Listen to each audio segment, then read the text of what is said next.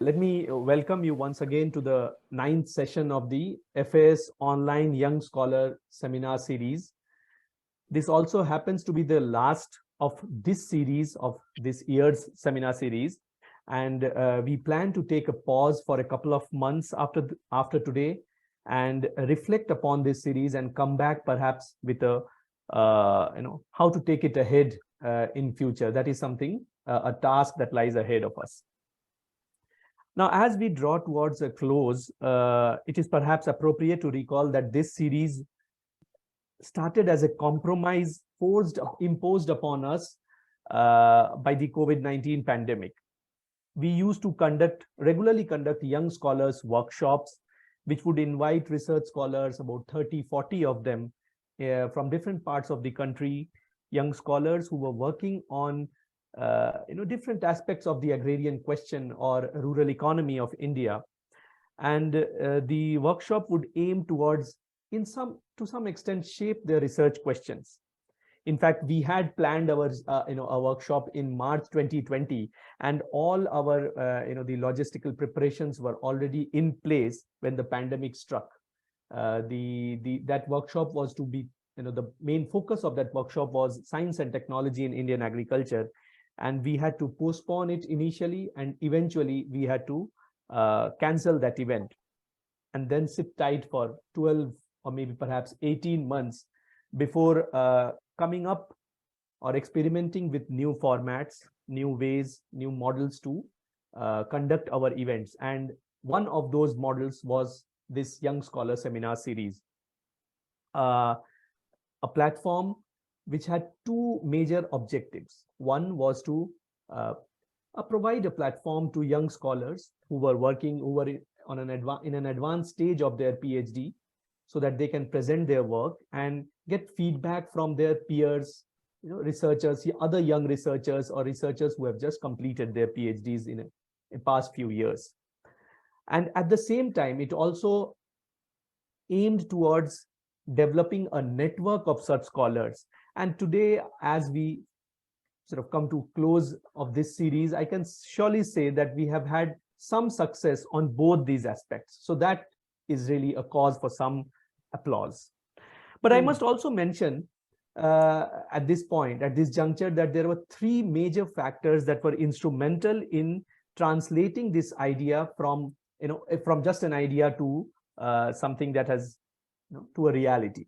First is, of course, Rosa Luxemburg Stiftung's trust on the and the consistent support of the idea. Second, from the very beginning of this series, I think the enthusiasm that we have been able to retain has rubbed on us from the series chair, Professor Barbara Harris White, who has had to make several adjustments on more than one occasion to ensure her presence. So we would be ever grateful to Professor Barbara for her effort to keep this enthusiasm on this on the series alive. And finally, the team, particularly the FAS events team led by Sujan, and the coordinator for the seminar series, Dr. Tapas Singh Modak. Let me also say that we intend to keep this network of scholars alive and look forward towards avenues for further research collaboration. I invite all the scholars who have presented on this platform to develop their presentations into precise, say, about 1,000 to 1,200 words blog posts that can be considered for publication as FAS blogs, of course, after due editorial consideration.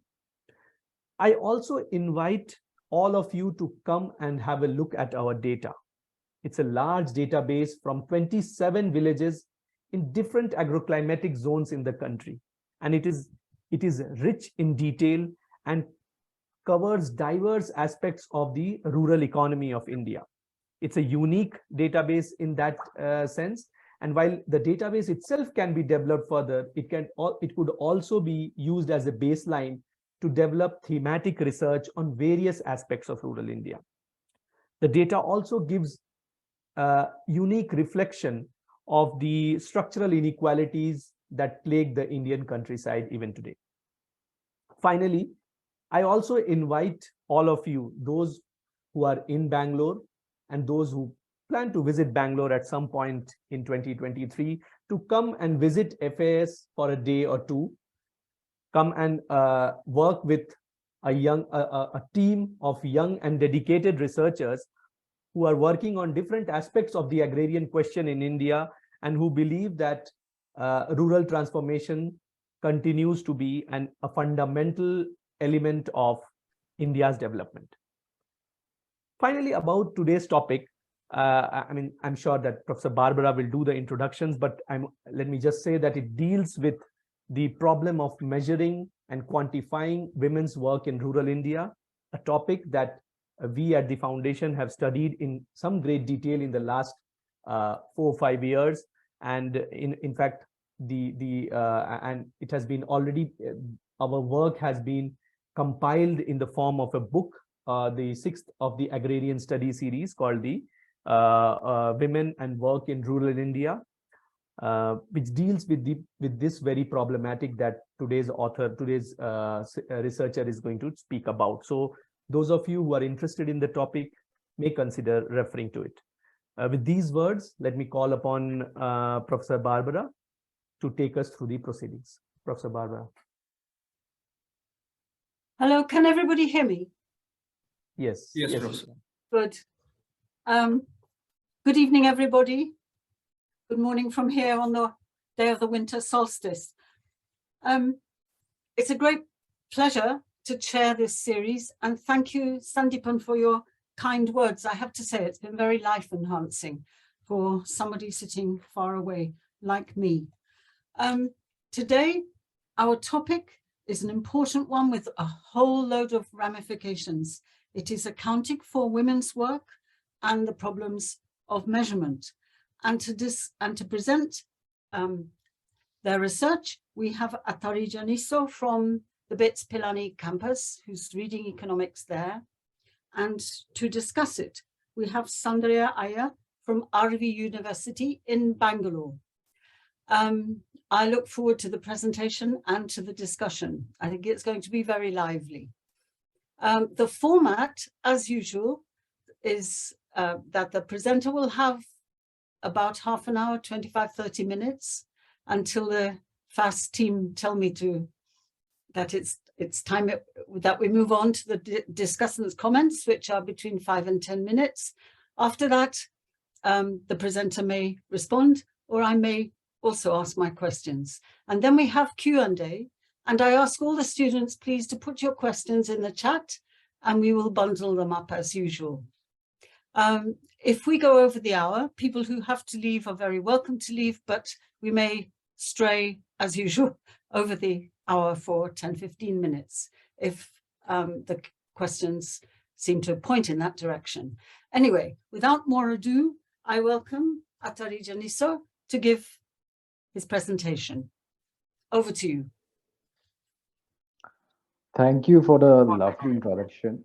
Can you hear me? Hello? Yes. Yes. Thank you for the lovely introduction, Professor Barbara. So at the outset, I would like to thank the FAS and team for giving me such a wonderful platform and an opportunity to present my work. FAS is not new to me. As a matter of fact, the survey that I had done in Bihar, which was part of the project sponsored by Ajum Premji University for this study, was chosen based on the previous studies that has been conducted by the FAS as part of the research. So the title, just a second, I'll share my screen.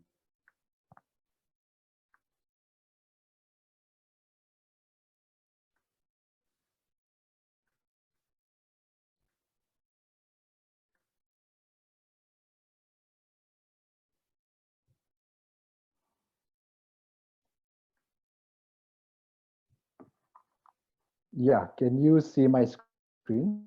Yes, Janiso. Okay, thank you.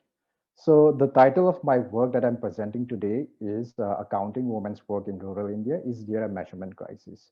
So this is one of my chapter of my PhD thesis, wherein I look at the aspects of women's work in the context of low and declining female labor force participation rate in India. So in order to give you a context, irrespective of the criteria used, there are 3 ways of measuring women's work. by the NSO PLFS. So the first one is usual principal activity status, which use 1 year as a reference period. Second is usual principal and subsidiary status, where they use 1 year reference period, but if a person has spent at least 30 days in an economic activity, that person will be considered as workers. And the third is current weekly status, where the reference period is just 1 week.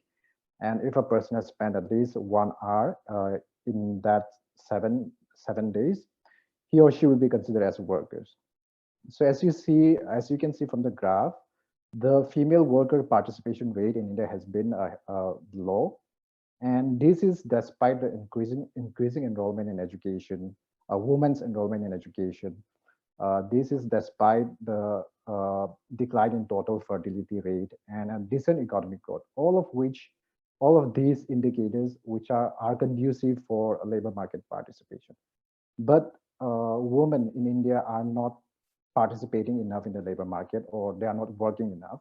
So even as a matter of fact, the worker participation rate of Bangladesh is even higher than as compared to India. So why is this happening in the case of India? And there has a lot of studies has been done in order to understand this phenomenon. So some have looked at the demand factors, and some has looked at the supply factors as well.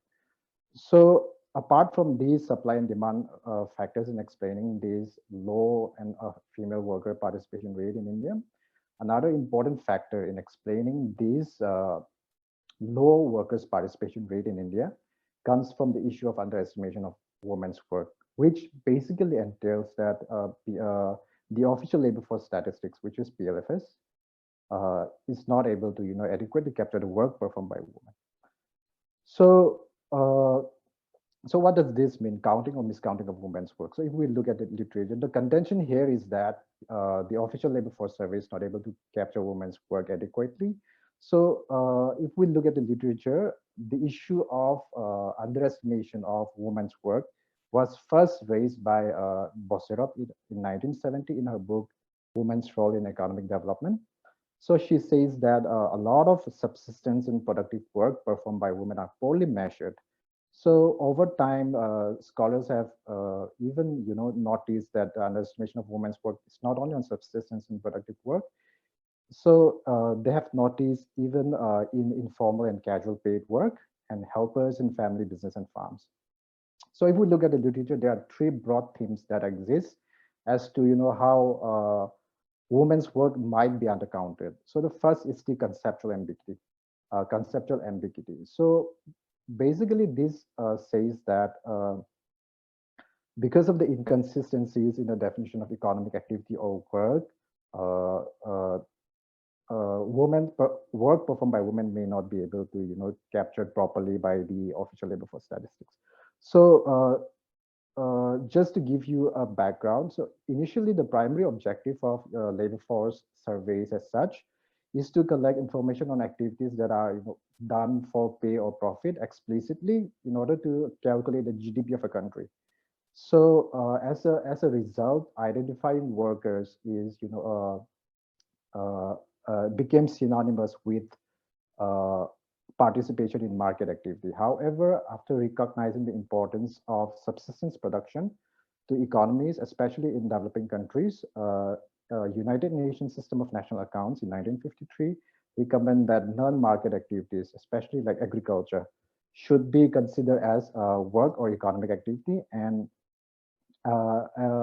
however, despite this recommendation and suggestion, for example, in the case of India, the processing of primary goods, if it is done for the household's consumption, is still not considered as economic activity. However, if that same thing is done for sale, it is considered as economic activity. So therefore, this Ashwini and Kabir says that this kind of creates this thin line or thin boundary and between household production and activities that are done specifically for domestic consumption. And that is where, and that is also a reason why women's work may be discounted. Second is the social and cultural norms, which basically entails the effect or influence of social and cultural norms on respondents and interviewers. So there are two ways that social and cultural norms can influence the measurement of women's work. The first is respondents bias. So Agarwal, 1985, she says that, uh, especially in India, where usually the head of the household is male, they tend to respond for females' work. So that may lead to bias and that may lead to underestimation of women's work. Even when respondents are female, there is also still bias in the sense that woman has this preconceived notion of work. Essentially, this says that women, they believe that when when people when so the notion of work, they believe that household work and economic activity are mutually exclusive, and because work is synonymous with remuneration and performing outside of homes for long hours, so they consider they have this preconceived notion of work, and they bifurcate between household activities and economic activity. And that way, it can also lead to a lot of subsistence work performed by them within the households in the official labor force statistics. And the third one is the methodological problems. So this is what we will be dealing with in our study today. So this basically stems from the measurement approach in data collection. So in the way the question is being framed, in the way the question is being asked. So despite using broader definitions, despite recommendations by United Nations System of National Accounts that the ambit of economic activity should be broader, because of these methodological issues, a lot of the time, women's work are still, left uncaptured. So, for example, questions such as "What is your current occupation?" or "What is your current job?" So these kind of questions, which is considered as, which is viewed as a keyword questionnaire, decreases the likelihood of a woman reporting their economic activity, which are subsistence or intermittent, especially in rural areas. So instead of asking questions that way, if we ask, did you work in the last 7 days, or did you work at least for 1 hour in the last 7 days, this potentially increases the likelihood of women reporting activities by them. So in other words, the kind of questionnaire that is used to capture and administer to women has an effect on capturing or measuring women's work. So in lieu of these observations, scholars have recommended using alternative approaches in measuring work. So most suggested are activity list and time use survey. They say that these these surveys are able to capture work performed by women, which are temporary, seasonal, and intermittent. So coming to the limitations of PLFS or EUS, which is now being called as PLFS, and TUS 2019, which was the first nationally representative timely survey of India. A lot of scholars and labor economists alike have looked at the limitations posed by EUS or PLFS and TUS. So we just wanted to discuss what are those limitations. The first one is PLFS fails to adopt the global standards to reduce the gender bias. And also PLFS or EUS, so the workers in subsistence and informal workers, informal sectors are undercounted, and it also has a problem in the questionnaire design, this meaning we cannot capture more than one subsidiary activity in PLFS, and the number of days spent in an economic activity. For those participating in economic activity, we cannot, PLFS does not have information on that either in UPA, neither in UPSS nor in CWS. And the previous follow-up questions for 92 and 93 status women who are basically domestic worker and domestic and allied workers has been discontinued after the last EUS, which was 2011 and 12. And even though we have TUS 2019, which is seen as an alternative to calculate or measure women's work, it is limited by the reference period and activity classification issues, according to Hiwe and Swaminathan.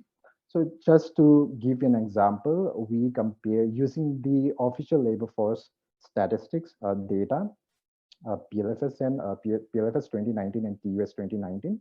We compare the labor for workers' participation rate of women 15 years and above And we saw that there are inconsistencies in these participations. So you essentially they are not comparable, methodologically wrong to compare between PLFS and TUS because the reference period used between these two is different. For example, in the case of PLFS, if we have to calculate the WPR using CWS criteria, the reference period is 1 week, whereas in the case of TUS, it is 1 day, and so that is why it is not comparable. And so even after having TUS, there are still issues with TUS. That's what basically this table is trying to say.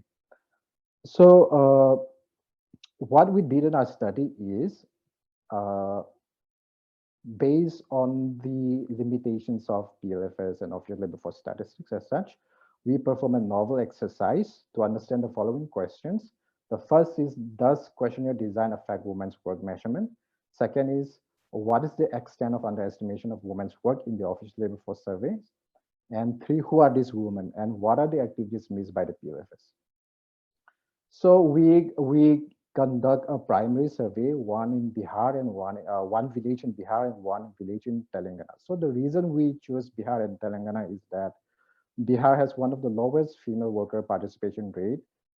If we measure the participation rate using UPSS, we found that it is just 9% for female 15 years and above in Bihar, whereas in Telangana it is 51%. So one of the highest and lowest.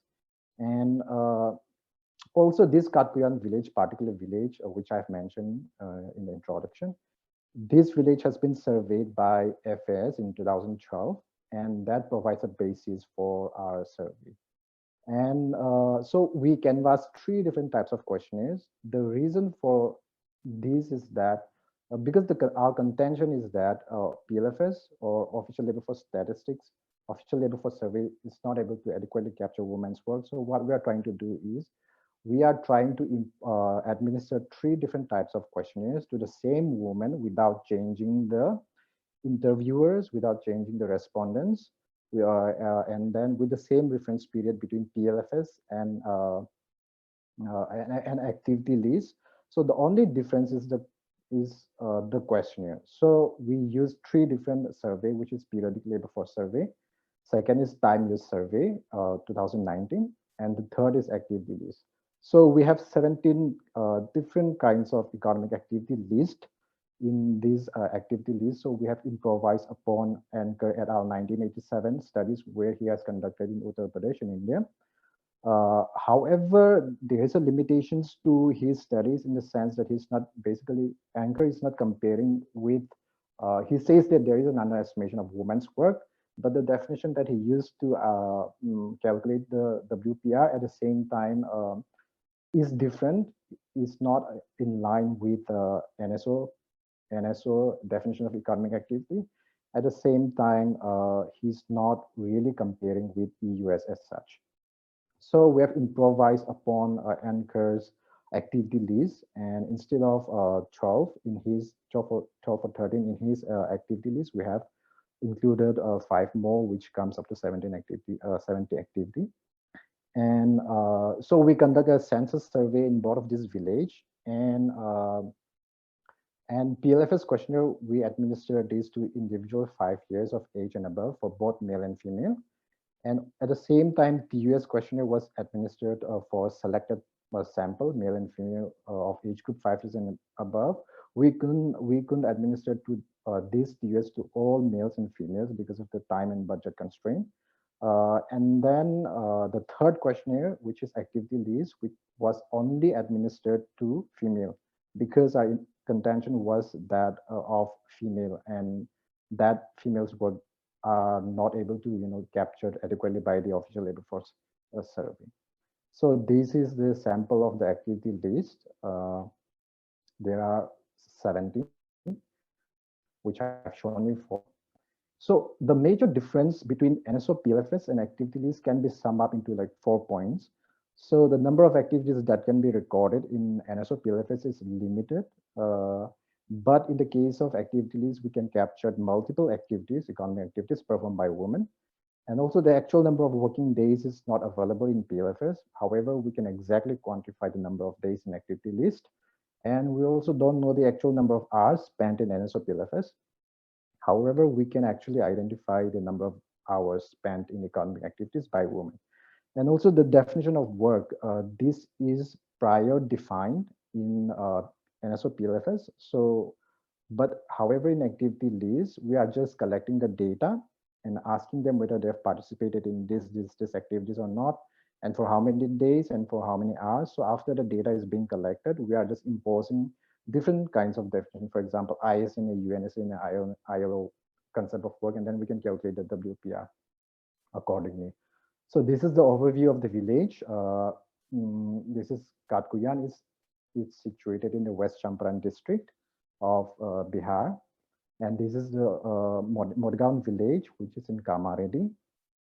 So this is a feature of the selected village. So coming to the results now, after administrating different questionnaires, we calculate the WPR for both men and women.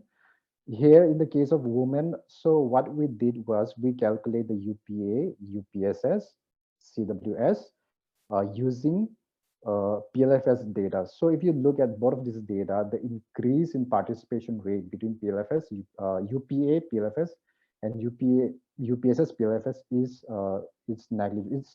It's just 5%, 4%. And also, even though methodologically it is not right to compare between CWS, PLFS, and CWS TUS, we have compared and we don't see any uniform. We don't see any consistent changes or patterns in between these two villages.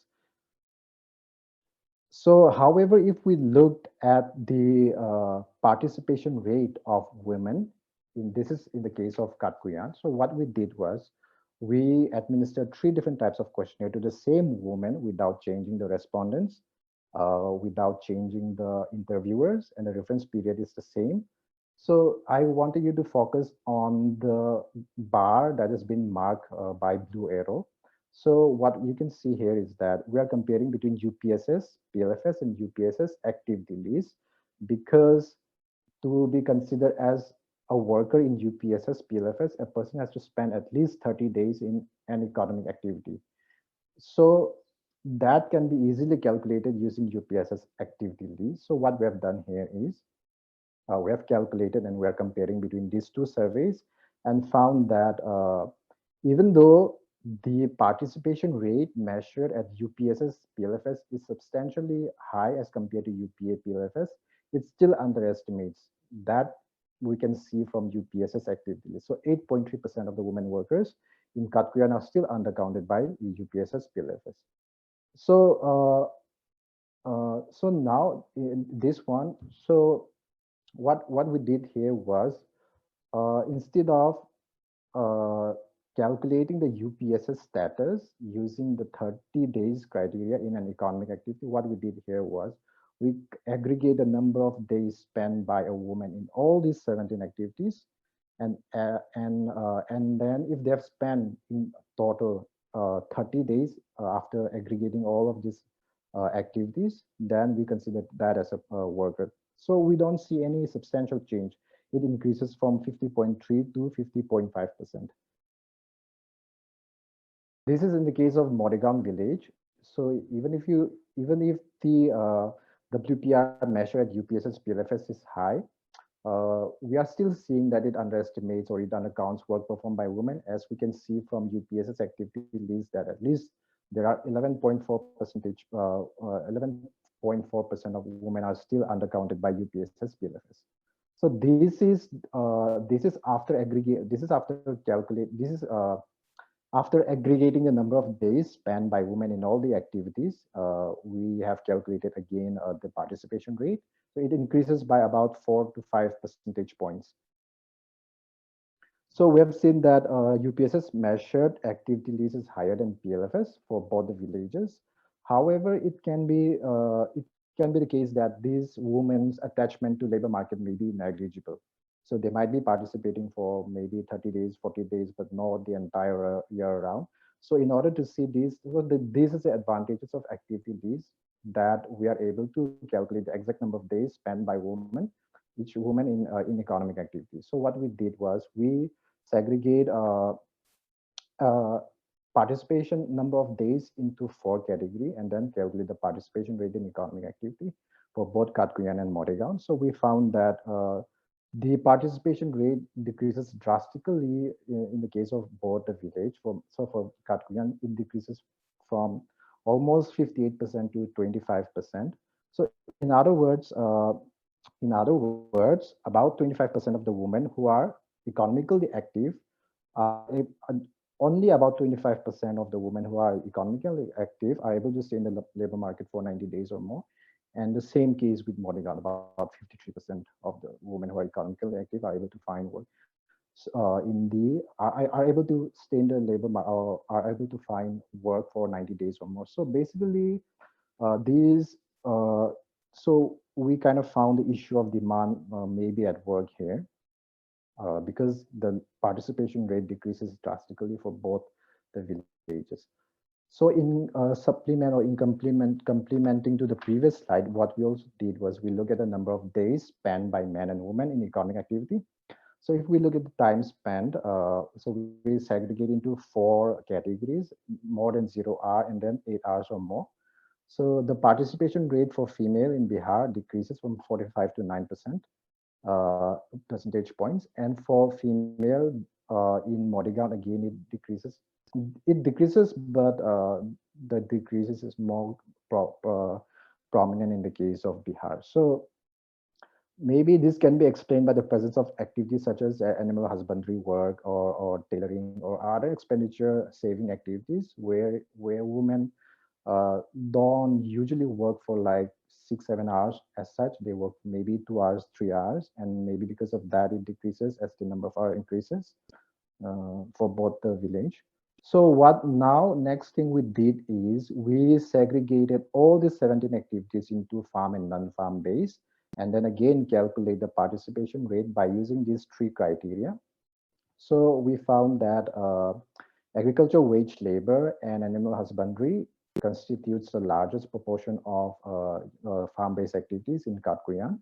However, the number of as the number of days increases, the participation rate decreases drastically. Same case in the same thing in the case of Modegaon. Agricultural wage labor and working on family farm constitutes the largest proportion. And as the criteria of number of days increases, it again decreases, the participation rate decreases. Again, in non-farm activities, we see that the non-farm activities are very limited, which kind of shows that women in Katkuian are mostly dependent on agriculture and allied activities. Whereas in the case of Modegaon, the participation rate or the activities in non-farm base are mostly driven by NGNRG and BD making. So as you can see, so we can also argue that the previous calculation of UPSS activity list may be influenced by MGNRGA and BD making. So we have control for that. And even after excluding BD making and MGNRGA from the list of activities and calculating UPSS, we found that it decreases by 7 percentage points to 69.3%. But again, that is still higher as compared to 64% in UPSS PLFS. So now we have seen that UPSS activity list is a better capture women's work as compared to UPSS PLFS. So what we're trying to do here is we're trying to look at how many people who are considered as not workers in UPSS are working in UPSS activity list. So in the case of Bihar, there are 263 women 15 years and above who are not in UPSS PLFS. So out of which 14.1% or 37 observation women are participating in UPSS activity list, whereas in Modegaon, out of 162, 53 of them or 32.7% of them are participating in UPSS activity list. So in order to identify who are these workers, what we did was, the first thing we did was we traced back we we go back to PLFS in order to look at their primary status, which is usual principal status. So we found that out of the newly identified workers, domestic workers constitutes the largest proportion, almost 70% in Katkuian and about 80%, almost 80% in Modegaon. So these, according to PLFS 2019, again 92, which is domestic workers and domestic allied workers, 93, make up 42.3% and 48.9% of the rural workers engaged in subsidiary activity. This is for 15 years and above. But our study kind of substantiates that the actual number or percentage may be even higher, because even these domestic workers, the kind of activities they are performing in subsidiary activities are undercounted, and that is why the proportion may even be higher. So now we look at the kind of activities that these newly identified workers participated in. So we found that in Katkuian, which is in Bihar, most of these newly identified workers are participating in animal husbandry, both for family and others, and in tailoring and embroidery for sale. But if you look at the number of days, again, tailoring and embroidery for sale is almost equal to 30 days, which is to be considered, which is basically a criteria for considering a person as UPSS in PLFS. 29 days, but it is 30 days according to PLFS criteria. But if you look at the number of hours both for animal husbandry and tailoring, we see that the number of hours spent is less than 3 hours. So maybe because of these, because they're spending less hours in these activities, women, because of the perception of work and thinking that economic activity or work is only considered when you are working outside and long hours.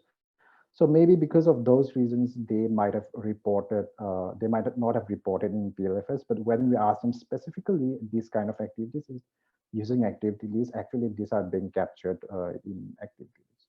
Again, for Modegaon, work in family farm, it's almost is more than 80%. So 85% of them are reporting to be working in own family farm. Even the number of days is 29 again, and the average time spent is 6 hours, which is a which is like the normal working hours in any other work. So the reason for undercounting or not reporting. Hello. Yes, Janiso, you're audible. Yes, audible. Okay. Yeah, we can hear you. So, Janiso, now we've stopped. This is very interesting, but you just have a few minutes left. Sure. I'm sorry I'll to have wrap to it. remind you. Sure. I'll wrap it up in a minute. So we use the US to look at the burden of work share by men and women, and we see that there is huge gender discrimination against women in terms of house and care work. And when it comes to economic activity, men are participating more. And if you look at the time span also, it says the same. For Modegaon as well, the same thing. So conclusion is that women's work is underestimated by PLFS, and the variations in PLFS, the variations in WPR between the two surveys, which is between activity list and PLFS, is solely attributable to the different types of questionnaires used, because we have control for interviewers and respondents bias in a way, and the reference period we have used is the same, and we have used same day of the interview. So activity lists are better suited to record work of women, and according to UPS's activity list, 14.1 and 32 women of women in Katkuian and Modegaon, who were considered as non-workers, were found to be engaged in economic activity as per UPS's activity list. And the newly identified workers were mostly employed in domestic work in border village as their primary activity. And with Usami et al. And Deshpande and Hiwe findings were supported by the discovery that NSO actually undercounts and mills activities such as animal husbandry and farming, both paid and unpaid. So the majority of the work that is found or performed in rural areas is temporary and is based on seasonality and crop growing patterns. And also we see large gender disparity in terms of participation in economic activities as well as in household and care work. So the way forward we suggest is that going forward, NSO PLFS should reintroduce the special activity list or follow-up activity that was discontinued, which was asked to 92 and 93 status women. And we suggest that it also includes the activity list listed in activity list that we have just shown.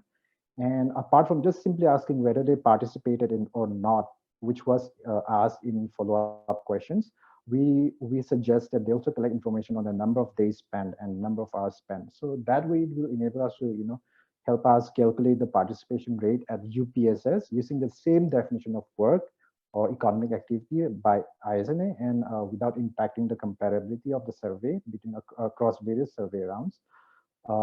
And also at the same time, there's a lot of debate that PLFS does not adequately does not capture all the work performed by women. So we can even impose the definition of UNSNA and ILO to calculate the activities or performed by women as such. So instruction manual should be made clear so that ambiguity, so in order to do away with the ambiguity, which can lead to diverse interpretations.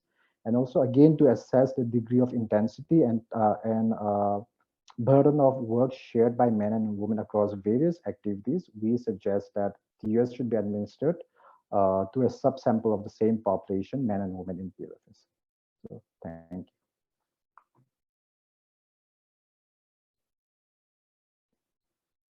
Thank you very much, Janiso. And thank you for explaining the substantive results in such a concise way. Now I would like to call on Dr. Soundarya Iyer to present her discussant's comments. Over to you. Just a moment, Professor, sorry to interrupt. Janiso, please try and stop sharing the screen. Yeah, thank you. That's it. Good.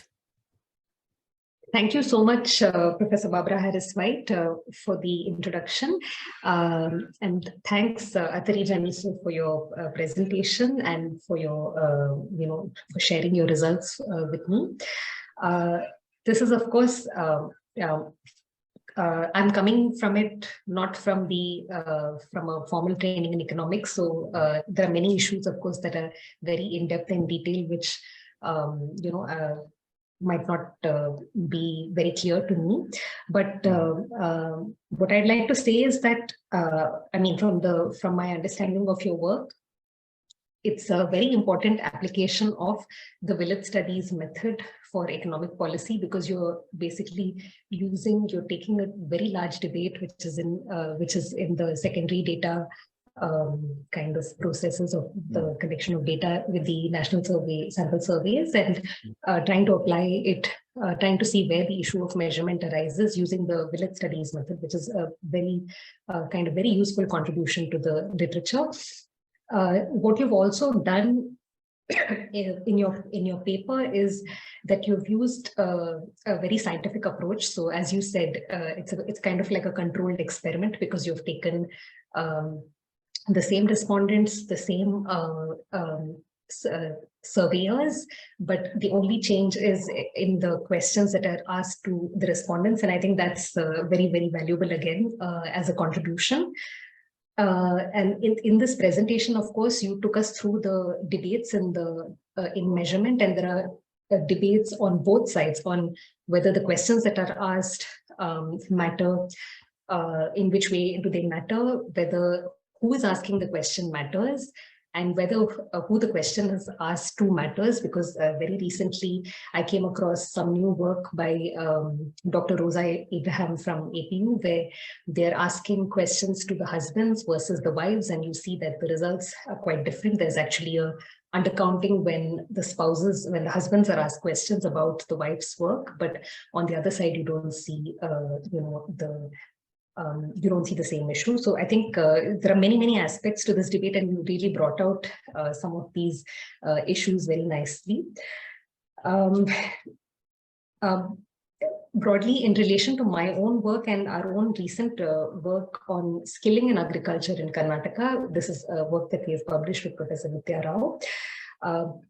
We find very similar results, that the issue of it's a qualitative study, but what we do find is that allied activities in agriculture, particularly animal husbandry, sericulture in the case of a Karnataka village, these are actually, the skills in these are undervalued, even though they actually contribute very drastically to the household income. And again, FAS village studies in various regions of the country also show the same thing, that the contribution of allied activities to the household income is actually quite large, and women participate in and around the household, whether it's in animal husbandry or in activities that take place within the home and economic activities, and these tend to be undercounted. So I think this is also part of a larger debate which you have actually brought out quite nicely in your with your data. I have a few questions maybe that I'll kind of raise, which can open up the debate, and then I'm sure there'll be many more specific questions. One of the issues which the recent book that Dr. Sandeepan Bakshi also mentioned, Women and Work in Rural India, one of the issues on measurement that it points out is the aspect of seasonality, which is that if you look at women in a particular village during the harvesting season, you'll see that nearly 100% of them are workers. How do you think the activity list is going to, does it account for the issue of seasonality?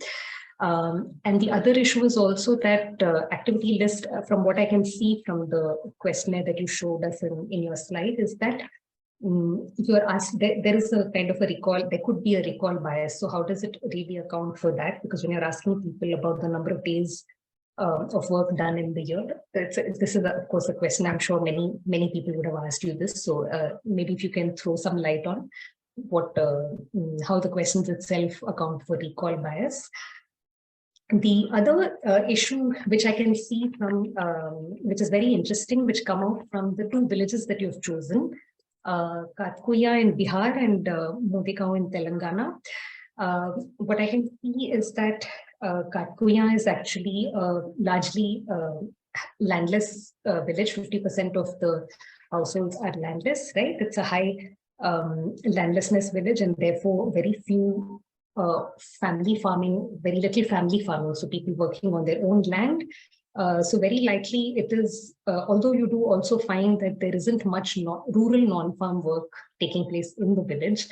So is it a migration village? Is there a lot of migration from this village? And how does, how does that actually matter to the way in which the counting takes place?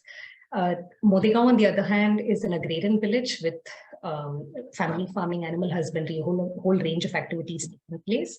So broadly, the question that I'm trying to ask is that what is the relationship between diversification away from agriculture, or de-agrarianization as people call it, and maybe given that you have studied two villages which have a similar number of households, kind of similar population, but they're in two different regions and they have different, they're in different stages in the diversification or de-agrarianization. Can you maybe reflect on what is the relationship of the diversification to women's work participation?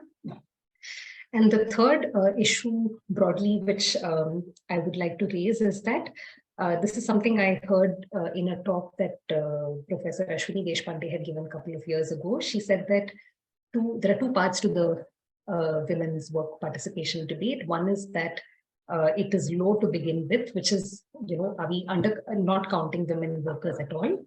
And the second is that it is the work participation rate is declining. So I would like to hear, and this is something that's actually plagued me for a very long time. So the fact that it is low could be an issue of, could be changed with better questionnaires. And but given that we're using the same questionnaire, if we see a decline, how is that to be explained? Could it be possible that the answers lie somewhere in the, in the fact that people are migrating, their work is becoming more fragmented? I don't know. So if you could maybe say something about that. So can you throw light on the fact that if women's work is declining, why would it be so, based on what you have done? Thank you so much once again for inviting me to this discussion. Thank you very much, Soundarya. They were excellent questions, and that was a very thorough set of reactions to the presentation. Janiso, Would you like to comment now? Yes, so the first question, which is on the issues of seasonality. Uh, so like PLFS, we also have used 1 year as a reference period. So when we were asking the questions such as whether you have done any of this activity, for example, harvesting, weeding, uh, what we did was we prepared, so we have trained the interviewers in such a way that we asked them to, in a particular season, for example, in one season of agriculture, because there are 2 seasons in a year. So how many days that they've spent in, for example, if you have own agricultural land, so usually what is the average number of days do you work in? For example, in weeding, how many days do you spend if you are participating? And in harvesting or in irrigation, mostly which is done by men. So we just looked at we specify and we ask them how many days they have spent in across these activities, and then so that is the only way that we could actually kind of try to capture accurate estimation of the number of days that they have spent in this kind of activities. But apart from that, I cannot like give further more comments on that. And on the questions of diversification of activities of women in both these villages, yes, there is a huge migration in Katkuian, but most of these migrations are marriage migration. So women migrated out and they don't come back. But in the case of men, there is a huge migration in Punjab and Haryana and northern part of India. So and also and so the migration is particularly uh, concentrated to just males in the villages and not female per se. But in the case of Modegaon, again the migration happens a lot, so most of them, instead of migrating within India, what they do is they go to Middle Eastern countries, United Arab Emirates, Dubai, for example, and Saudi Arabia. So a lot of them goes there, especially, and most of them are males. So and again, women in Modegaon has more diversification of activities per se, apart from having their own land and having participated in agriculture, as we have seen, like as I have shown, a lot of them participate in agriculture. They also have this beadie making factory nearby, which is about 6 to 7 kilometers far from the village. So what they did is these women, they are a contract worker, so they can work in their homes. And the factory, they supplied and they distributed the equipment such as leaves and those items to make the beadie. And then there are contract workers who are especially men. They will come and distribute these items, and then again every after by the end of every month they will come and collect it from the woman. So they are paid about $10 for 100 BDs. So there are kind of diversification in the sense that even the MGNRGA work is more prominent and available in Modegaon, but we don't see the same case in the case of Katkuian. And on the question of low and declining female labor force participation, declining especially, I'm not sure, but I think it has also a lot to do with the wages, apart from so many other factors.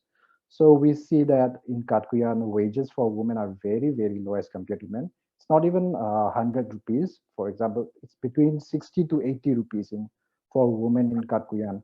But in the case, that is why maybe apart from social and cultural factors, or apart from demand side factor, supply and demand, various supply and demand side factors, I think wages also has a lot to do with uh, these with why women are not willing to participate in work. Uh, but in the case of Modegaon, I have no further comments in this. Oh, sorry, Thank yeah. you So very much. the wages for Modegaon the wages for women in Modegaon are relatively higher. So they earn about 200 rupees, 250 rupees. For example, cotton plucking, they earn about 200, 250 rupees. So there is a huge differences in wage between, even within females, between these two villages. So. Thank you very much for your response.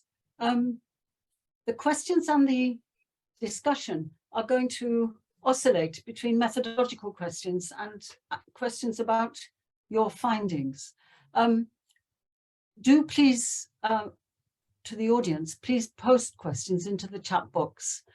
But because there aren't any yet and people are thinking about what you've explained to them, may I add some comments to Soundarya's comments? The title of the presentation is there a measurement crisis? And your answer is, after this meticulous comparative research, yes, there is a measurement crisis. But I just want you to think about what crisis means. It can mean an extreme event or a turning point. And what your presentation has shown is that it's neither an extreme event or a turning point, that the problems of measuring female participation are everywhere. You quote Esther Bosrup, who wrote decades ago, alerting us to this fact. And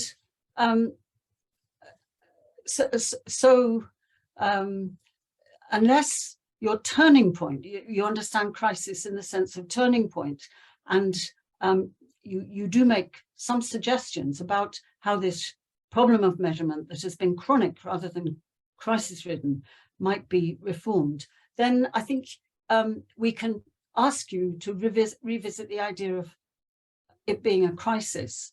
Now, our excellent discussant raised a number of questions which I also had in my mind about the design of the research and the purpose of the research. Now, this is not a criticism of your research, but the problems of measurement are potentially very complex, and you've examined that. You've helped us to learn about that today.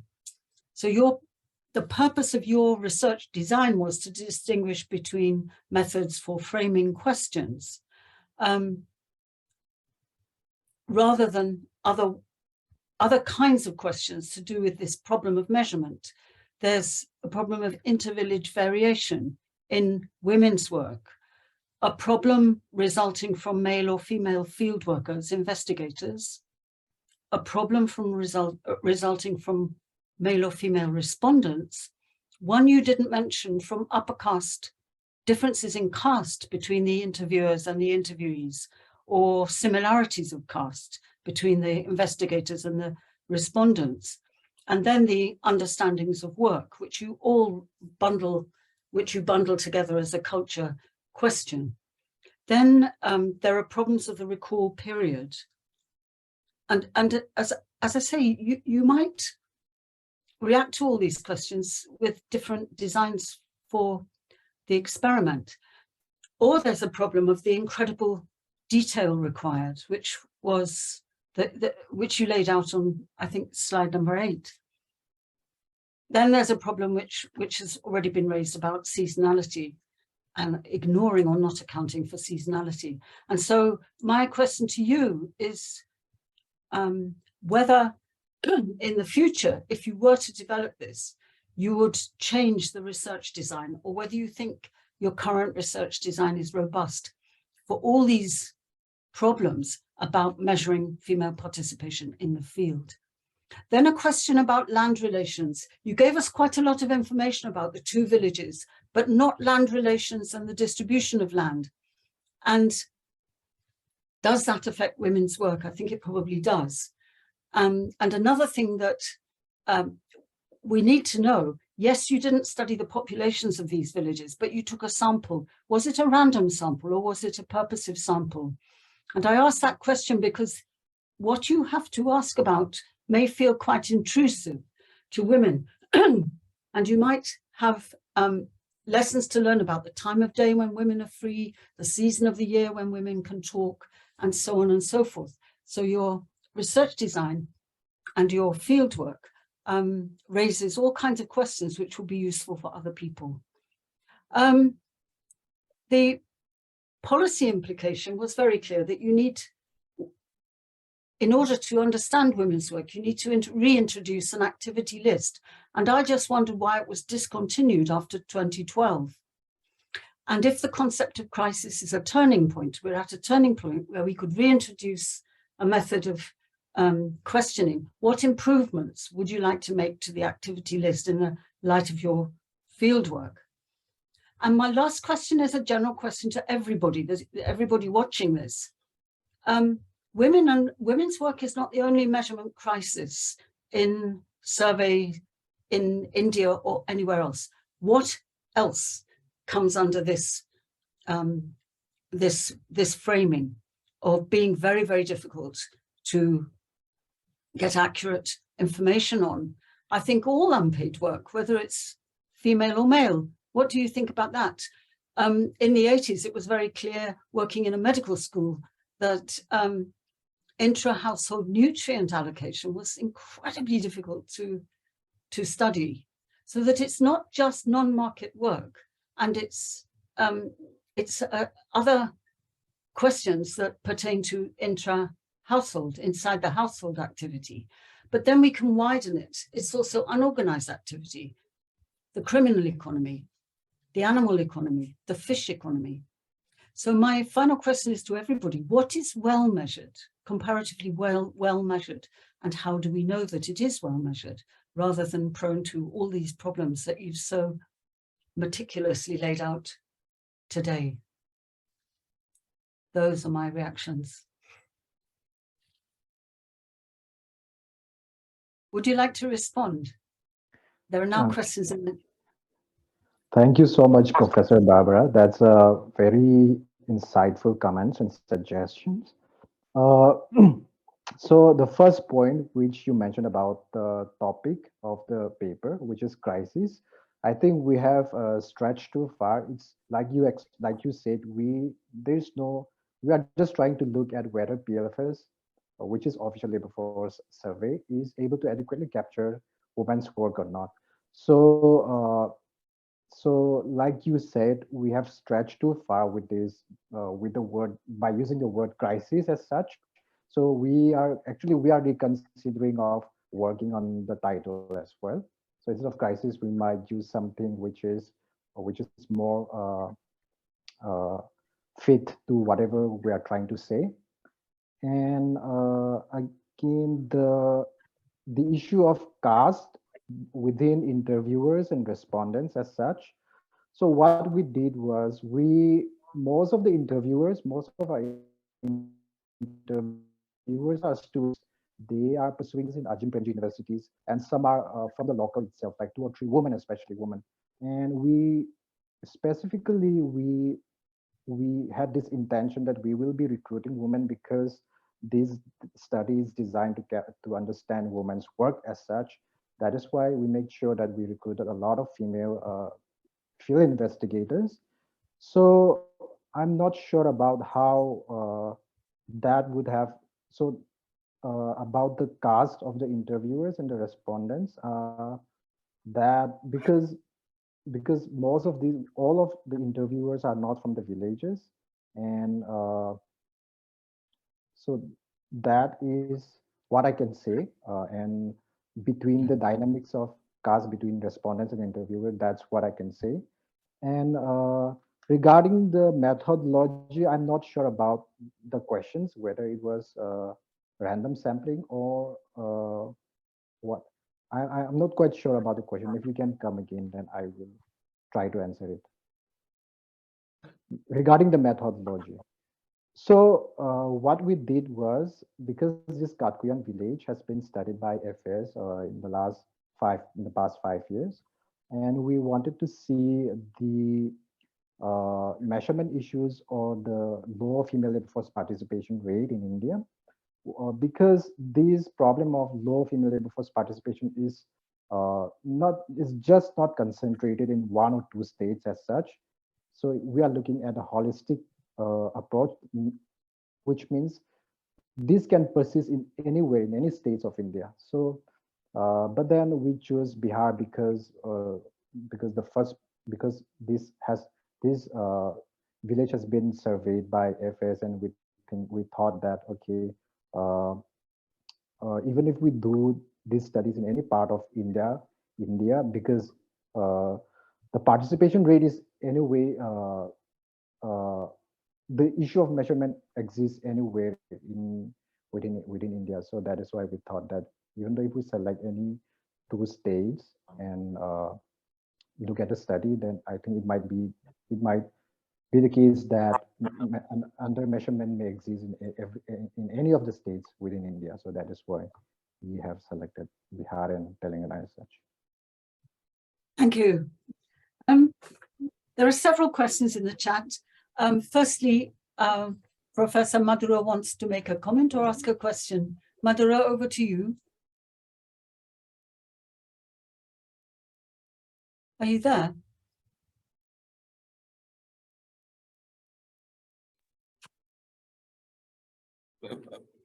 I don't want to waste time. Oh, is she? Are you there, Madura? Yes, I'm here. Oh, did you call me? Okay, yes, I had an internet problem.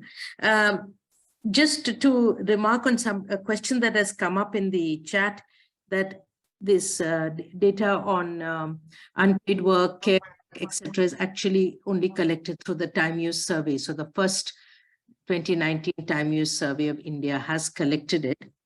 Thank you, Janiso. I mean, there's a lot of material you've given, so it's very difficult to put questions. And I think, but I wanted to raise 2 or 3 things. One is, I think, on the methodology, which Soundarya and then Barbara have raised detailed questions. What would be of interest is that since you have taken the standard PLFS questionnaire and then taken an activity list, again, why and how that particular activity list is a question, and you've done a time use, you can actually tell us, what is the activity list that one should have, as I think Barbara already mentioned that question. The other thing is we found, I'm assuming you did 24-hour recall, and we found in our time use surveys we did in Karnataka that the data really improved. We did 7 days continuously, so 24/7.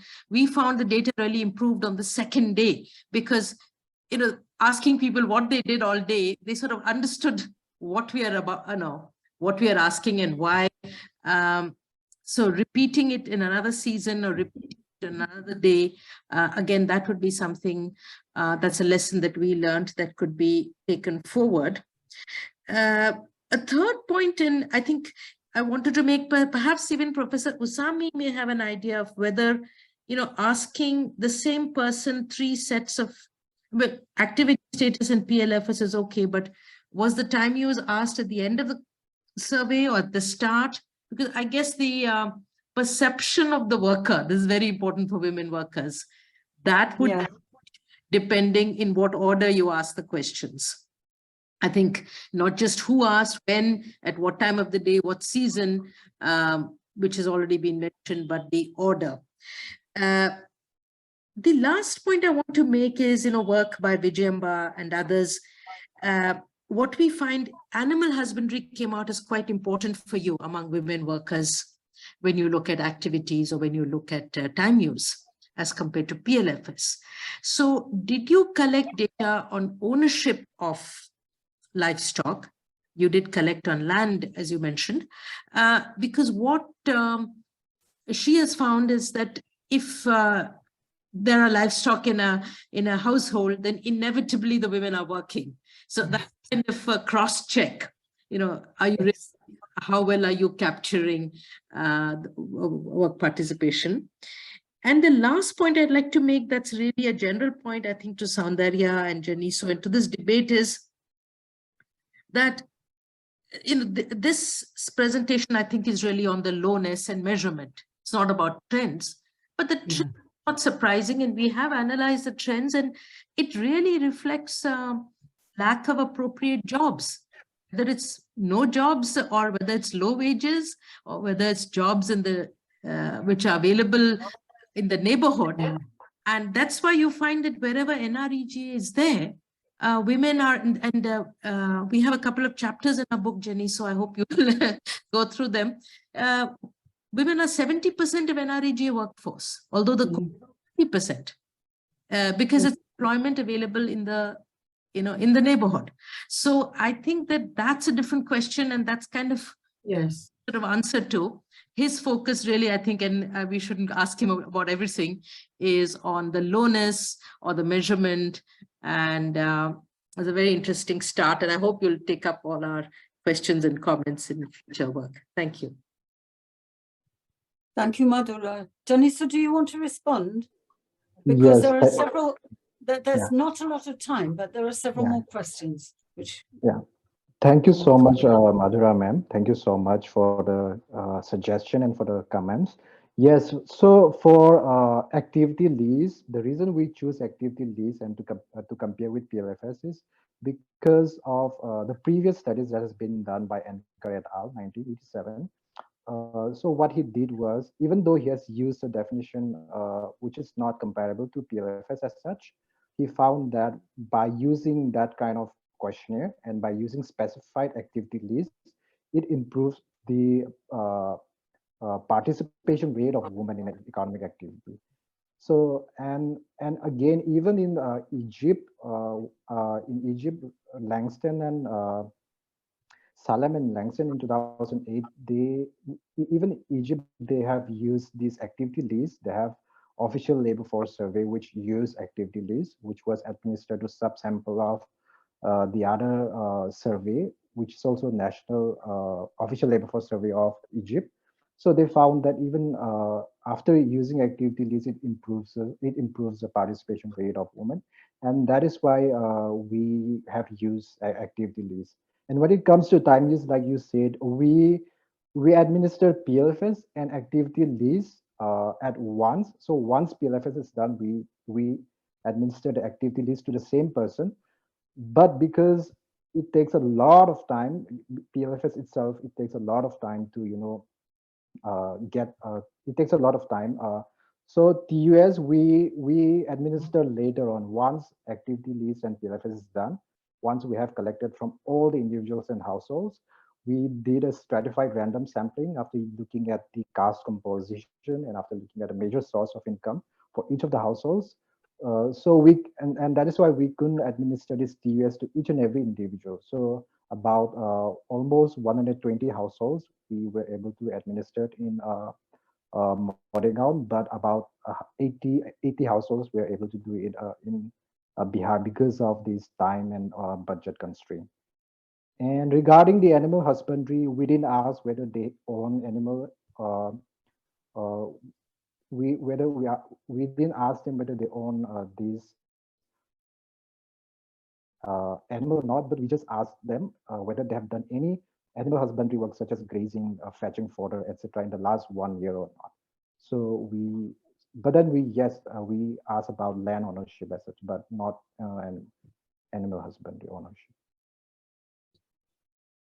Sujan, can we go on for another 5 minutes? Is that all right? Well, I think we can, Professor. Thank you very much. Regarding the questions in the chat box, Lavanya, I think your question about activity listing and time use survey was raised by Professor Madhura and answered. But you had another question, and I may ask you to read it out because I don't know what SNA work is, the acronym that you used. I'm sorry. But Usman and Suresh asked about care work, about what some scholars call reproductive work, not just domestic work of women, but care work, and whether and how you dealt with that. So perhaps while Lavanya composes her question, you might answer that one. Unpaid care work, right? So usually PLFS, NSO PLFS, they don't estimate or they don't measure the unpaid work, especially care work as such. So that is why we haven't included care work in our activity list as well. Right. We have included only when it is done for pay. So if you are doing paid care work for others, and if you are getting paid, then that is captured as economic activity. But if you are doing care work for the family or for any other members which you are not getting paid, then that is not considered as an economic activity by NSO PLFS. So the only way to capture these, that is why a lot of debate has been done as to, PLFS does not capture this unpaid care work, which is, like you said, a social reproduction in a way, because you are taking care of the family, and you are, and that is why in a way you are supporting the labor force by taking care of unpaid care work as such. So, but then PLFS does not have any scope for capturing that. That is why we have, that is why they have used TUS 2019. So what TUS 2019 does is it captures all kinds of activities performed by men and women in a 24-hour period. So that is the only way to capture unpaid work. So even in our case, we have used TUS, and that captures all the kinds of work, including unpaid care work. And that is the only way to look at the participation or time spent, but the reference period is just 1 day. So that is the limitation again. Thank you. Lavanya. Okay, thank you for your clarification. Do you want to read your question? We don't have very much time. Sure. Am I audible? Yes, you are.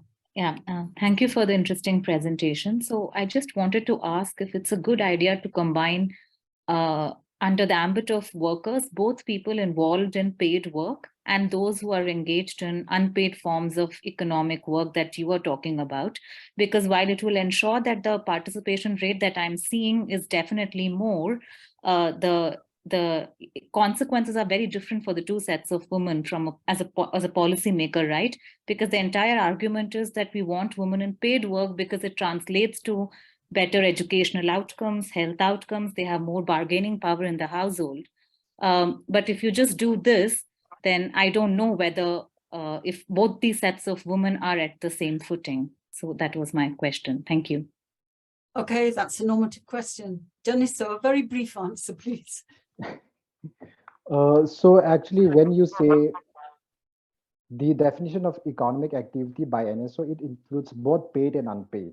But in unpaid, there is a segregation. So for example, if you are doing unpaid domestic and care work for household consumption, it is excluded. And also processing of primary goods for household consumption is excluded.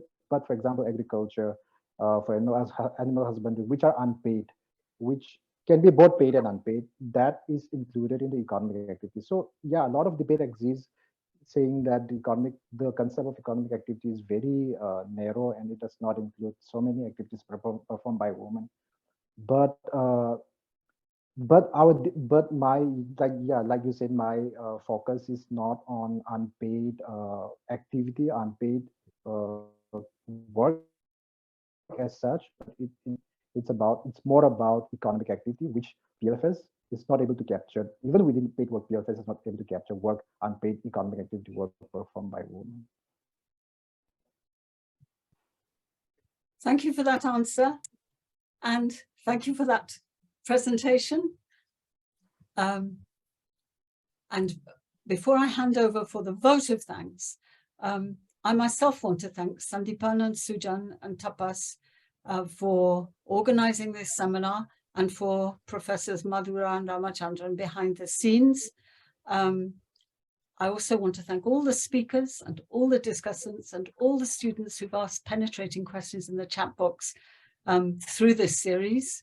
It was an unintended consequence of the scourge of COVID, but I really want to congratulate FAS, the Foundation for Agrarian Studies, for making such a very stimulating project out of this unintended consequence. And just to say, it's been a privilege personally to have chaired these. I was a little bit nervous before starting, but it's proved to be very, very stimulating and positive kind of experience. And I hope that a network is being formed for the future. Now we're going to have a short break, but all you students and researchers, do tell your friends that the foundation will be back in 2023. Anyway, thank you all. Thank you, Professor Barbara. As a coordinator of the seminar series, I shall take a couple of minutes to present a vote of thanks. First, I'd like to extend thanks to Janiso for his presentation. I think that his presentation once again bring to the light the complexities inherent in the measuring women's work in rural India. And he is also impressed upon the need to revisit the methodology and to start their contribution to the rural economy. And in this sense, I think Janiso's work clearly complement our own work, which Sandeepan mentioned, that women and work in rural India. And I sincerely hope that we will get a chance to collaborate further on the subject matter with him. I also thanks to Dr. Soundarya Iyer for her valuable comments on the topic. I'm hopeful that we'll get a chance to collaborate with you on this issues in future. And I thanks all the attendees for participating and making this a lively discussion. And we're especially grateful to Professor Barbara Harris-White for chairing this session and all the seminars before this. And we are also grateful for her reflection on the seminar series. It has been a journey for learning for all of us at the foundation, and I am sure for everybody, particularly young scholars who have attended this seminar over the past 9 months. I would like to convey our special thanks to all the presenters here and the discussion who have taken part in seminar series. A special thanks to Rosa Luxembourg Stripping South Asia for their generous support in making this entire series possible. I am also a special thanks to the online team here at FAS, Sandeepan, Deepak, Sujan, Setu, and Rakesh for their role in conducting this seminar series very smoothly. As Sandeepan mentioned that we have come to the end of this edition of the Young Scholar Seminar Series. We'll take a couple of months time to reflect on the experience and learnings from this edition, and we'll make a plan for the next one very soon. We invite any comments or suggestions that can help us improve or incorporate in the next edition. Please email us your feedback to office@fs.org.in or reach us personally, any of us. You can find our work on our website. It's fs.org.in. We're also in social media. You can find us @FS Agri Studies on Twitter, Insta, FS, Facebook, LinkedIn, and YouTube. I request that you follow us on this platform. As you know, this 9-month-long seminar series covers a variety of topics related on agrarian studies and socioeconomic life in rural India. All these recordings of the seminars are available on YouTube. Do take a look at them. These sessions also will be made available on YouTube in near future. We'll be ending this session with this. Once again, thank you all very much for your continuous participation throughout this sub-series. I will end with this wishing everyone a very happy new year. Thank you. Thank you all.